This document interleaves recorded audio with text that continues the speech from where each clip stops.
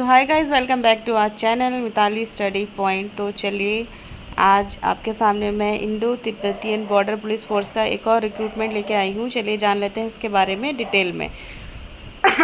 Sorry, देखिए, Government of India Ministry of Home Affairs ने Indo Tibetan border police Force में जो है रिक्रूटमेंट ड्राइव जो है इन्होंने लागू करी है। तो चलिए जान लेते हैं। ठीक है, तो ये है for border districts Uttarkashi, Chamoli and Pithoragarh of Uttarakhand. ठीक है, तो चलिए देखिए, इन्होंने बोला है कि ये जो है ये कांस्टेबल मतलब जनरल ड्यूटी 2022 की रिक्रूटमेंट ग्रुप सी के लिए है for male and female Indian citizens belonging to border districts of Uttarakhand. ठीक है ना, इन द ITBP। ठीक, उसके बाद एक लाइन और लिखी है, as mention at para 4A will be carried out through open rally system. मतलब ITBP में जो है मेल और फीमेल के लिए ओपन रैली सिस्टम के द्वारा रिक्रूटमेंट ड्राइव की जाएगी। ठीक है ना, चलिए आगे देखते हैं। इसमें लिखा है कि the post has all India liability and selected candidate can be posted anywhere in India and even abroad. मतलब आपको इंडिया में कहीं भी पोस्टिंग दी जा सकती है और अब्रॉड में भी मतलब विदेश में भी दी जा सकती है। ठीक है, चलिए अगला है पे स्केल एंड अदर अलाउंसेस। ठीक है, इसमें पे लेवल आपका जो रहेगा वो 3 रहेगा। ठीक है, और अदर अलाउंस इसमें देखिए लिखा है कि the post will carry dearness allowance, ration money, washing allowance etcetera. ठीक है ना, ये सब अलाउंस इसमें ऐड ऑन होंगे।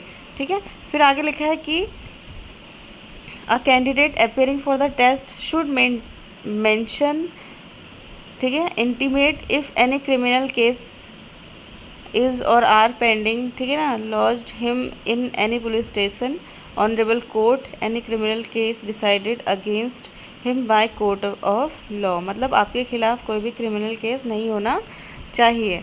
ठीक है, अब देखिए यहाँ पे अब इन्होंने बोला है कुछ, ये जो इन्होंने वैकेंसी है वो किस हिसाब से है, स्टेट है। ठीक है, उत्तराखंड के लिए बॉर्डर डिस्ट्रिक्ट रहेंगे उत्तरकाशी, चमोली एंड पिथौरागढ़।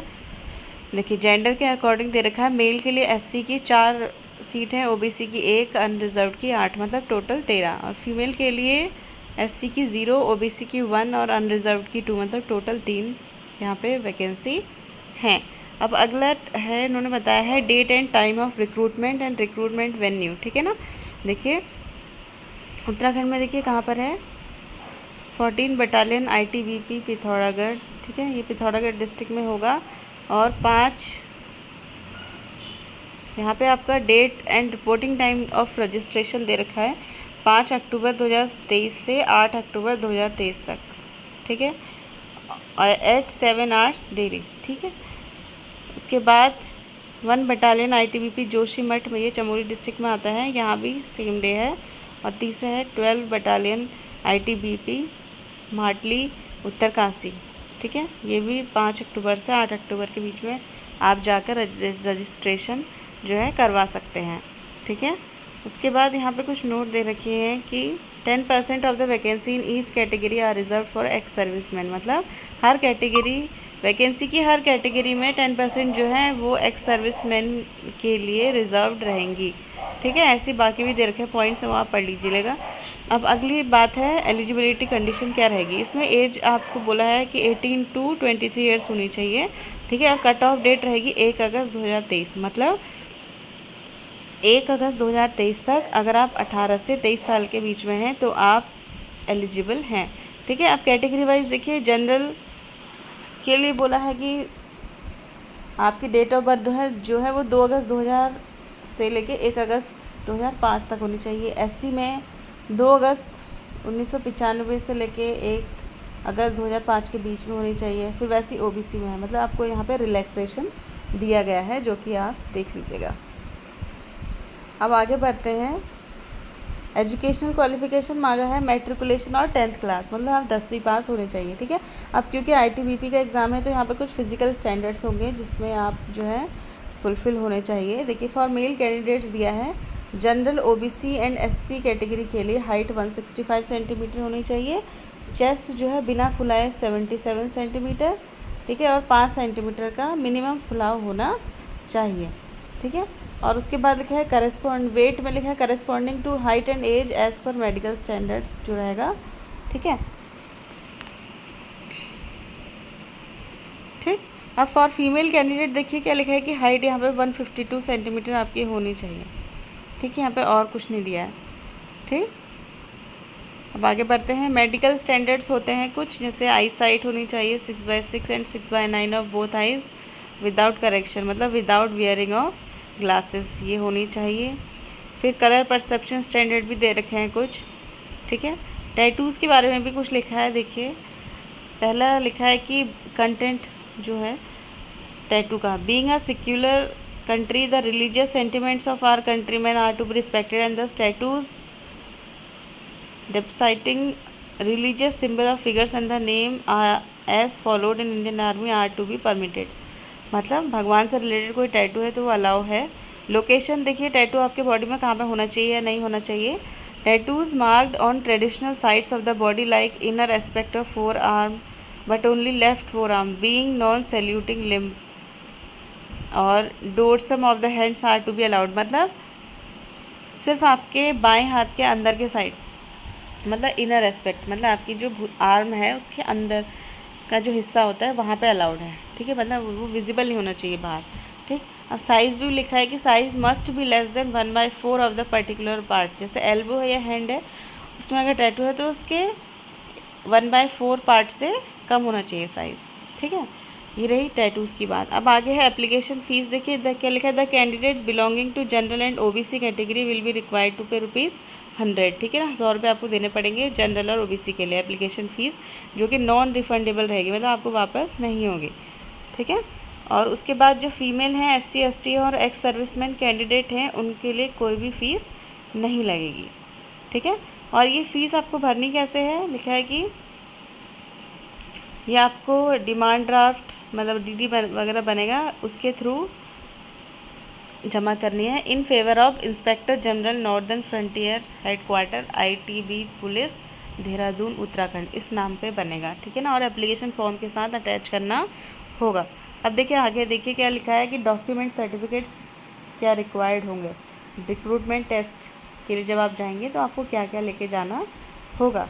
तो आगे देखिए इसमें लिखा है the eligible and willing candidate should report at the designated recruitment centre on given date and time allotted for their district. मतलब आपको जो आपको टाइम दिया है और जो आपको सेंटर दिया है आपको वहाँ पे टाइम पे पहुँचना है और अपने साथ आपको लाना है ड्यूली फिल्ड एप्लीकेशन फॉर्म, ठीक है, एडमिट कार्ड, रजिस्ट्रेशन स्लिप, ठीक है।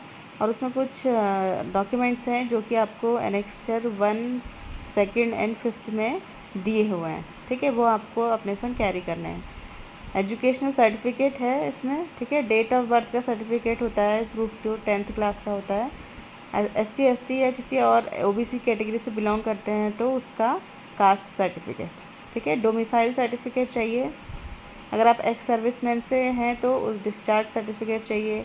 अगर आप किसी गवर्नमेंट या सेमी गवर्नमेंट ऑर्गेनाइजेशन में काम कर रहे हैं तो NOC चाहिए, मतलब नो ऑब्जेक्शन सर्टिफिकेट चाहिए। NCC सर्टिफिकेट होना चाहिए अगर है तो वैलिड, ठीक है। और डिमांड ड्राफ्ट चाहिए 100 रुपये का और 4 लेटेस्ट पासपोर्ट साइज़ फ़ोटोग्राफ चाहिए, ठीक। अब जान लेते हैं कि सिलेक्शन प्रोसीजर होगा कैसे।